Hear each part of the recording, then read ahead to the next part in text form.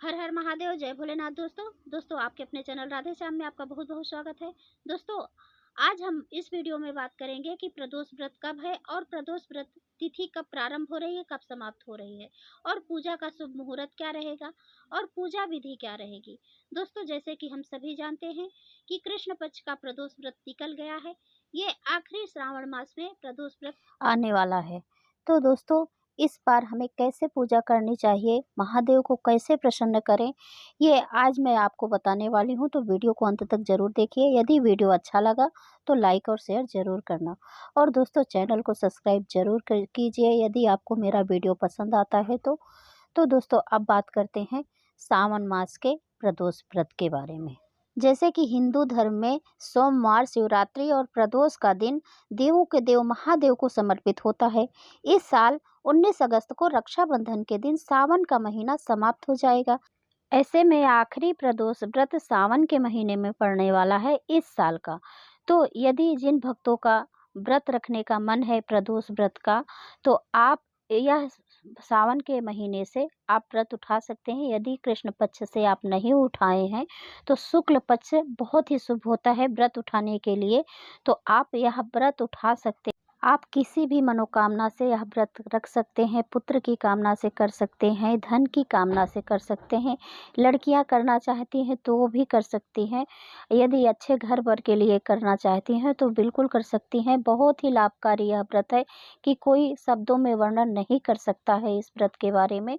तो यदि आप लोग उठाना चाहते हैं यह व्रत, तो सावन के शुक्ल पक्ष से ज़रूर उठा लीजिए और व्रत कीजिए। दोस्तों, यदि आप किसी भी परेशानी में हैं तो भगवान भोलेनाथ के शरण में आकर आप इस व्रत को करिए और अच्छे से मतलब नियम से व्रत करिए, आपको ज़रूर लाभ होगा। ये मुझे पक्का भरोसा है। दोस्तों, भगवान भोलेनाथ थोड़े से में ही बहुत प्रसन्न हो जाते हैं। सबसे आसान होता है भगवान भोलेनाथ को प्रसन्न करना। बहुत ही आसान है, बहुत ही भोले, उनका नाम ही सच में भोला पड़ा है, तो इसीलिए पड़ा है कि सच में भोले भंडारी एकदम भोले ही हैं। तो आप थोड़ी से भी नियम और थोड़ा-सा वो कर लेते हैं तो भी भगवान भोलेनाथ प्रसन्न हो जाते हैं। तो आपकी जो भी परेशानी हो, आप ज़रूर व्रत कीजिए और नियम कीजिए। फिलहाल भगवान शिव का प्रिय महीना सावन चल रहा है और हर दिन कोई न कोई तीज त्योहार और व्रत भी पड़ रहा है। ठीक इसी तरह से सावन मास के शुक्ल पक्ष की त्रयोदशी तिथि पर आने वाला प्रदोष व्रत भी बहुत ही खास है। ऐसा माना जाता है कि अगर पूरे मनोभाव से भगवान शिव का प्रदोष व्रत के दिन पूजा की जाए तो भक्तों पर उनकी विशेष कृपा दृष्टि बनी रहती है।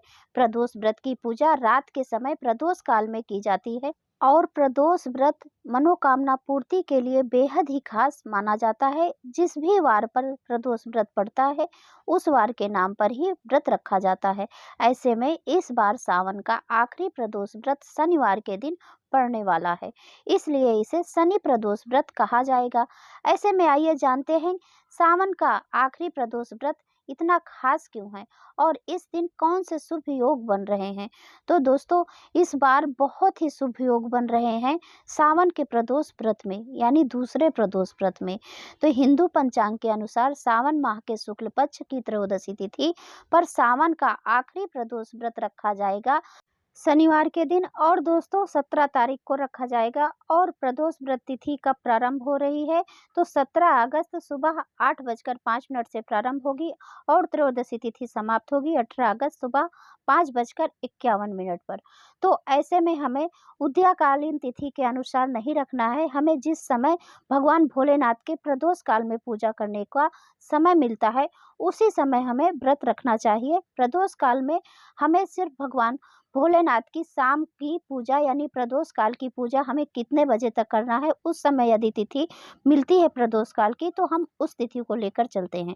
तो इसीलिए शनि प्रदोष व्रत हमें शनिवार को रखना है। तो अब जानते हैं कि हमें 17 अगस्त कौन से शुभ योग मिल रहे हैं।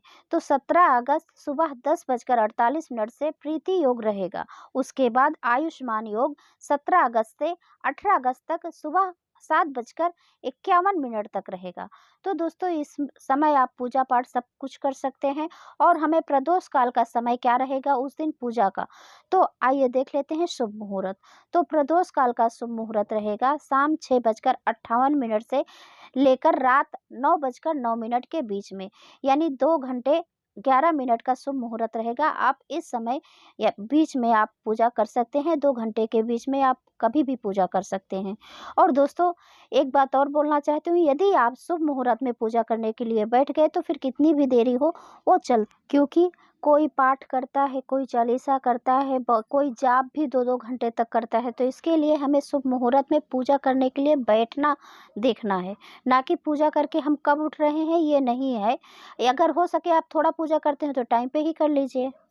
पौराणिक मान्यताओं के अनुसार शनि प्रदोष व्रत का बेहद खास महत्व बताया गया है। ऐसा माना जाता है कि इस दिन भगवान शिव और शनि देव की पूजा विधि विधान से करनी चाहिए। भगवान शिव की कृपा से निसंतान लोगों को संतान की प्राप्ति होती है। वहीं शनि देव की कृपा से सभी बिगड़े हुए काम बनने लगते हैं। जो लोग शनि की 7.5 या शनि की ढैया से परेशान हैं तो उन्हें शनि प्रदोष व्रत जरूर करना चाहिए। ऐसा कहा जाता है कि जो भक्त पूरी श्रद्धा के साथ यह व्रत करता है उसके जीवन से सारे दुख दूर हो जाते हैं और घर में सुख संपत्ति धन वैभव का आगमन होता है। दोस्तों आप जानते हैं पूजा विधि क्या रहेगी, कैसे नियम का पालन करना है। तो आप एक दिन पहले ही लहसुन प्याज वगैरह अपने भोजन में मत लीजिए, शुद्ध शाकाहारी भोजन कीजिए और सुबह ब्रह्म मुहूर्त में उठ जाइए जिस दिन आप प्रदोष का व्रत कर रहे हैं। और फिर भगवान सूर्यदेव को 1 लोटा जल देने के बाद फिर अपने मंदिर में आकर संकल्प ले लीजिए। यदि आप पहली बार रख रहे हैं व्रत तो संकल्प ले लीजिए। और बहुत से लोग ऐसा करते हैं कि जैसे जितने दिन प्रदोष व्रत रखना होता है, साल 2 साल 4 साल, उसी हिसाब से वो पहले ही दिन का संकल्प ले लेते हैं। तो हर बार उनको व्रत का संकल्प लेने की ज़रूरत नहीं होती।